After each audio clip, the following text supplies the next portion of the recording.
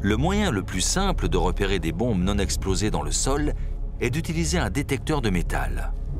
Alessandra, elle, étudie les propriétés spéciales du sol de Pompéi. Elle continue ses recherches au pied du Vésuve.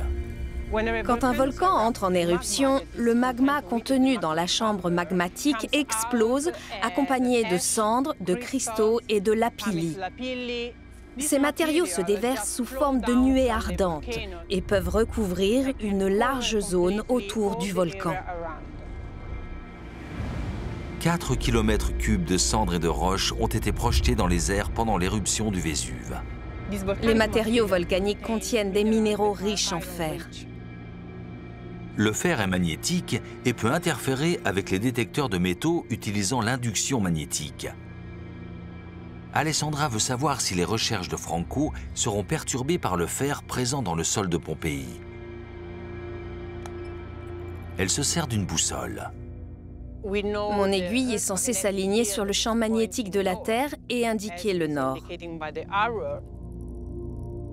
L'aiguille de la boussole d'Alessandra est constituée de métal magnétisé. Elle pointe au nord parce qu'elle est attirée par le champ magnétique terrestre qui est aligné sur un axe nord-sud. Mais à Pompéi, l'aiguille d'Alessandra a du mal à trouver le nord magnétique à cause du sol riche en fer.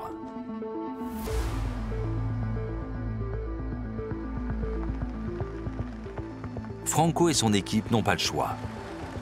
Ils vont devoir utiliser des équipements d'imagerie géophysique ultra sophistiqués pour trouver les bombes non explosées. Cet instrument est un magnétomètre.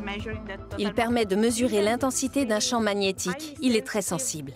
En plus du magnétomètre, ils vont se servir d'une technique de prospection électrique récente, la tomographie de résistivité électrique.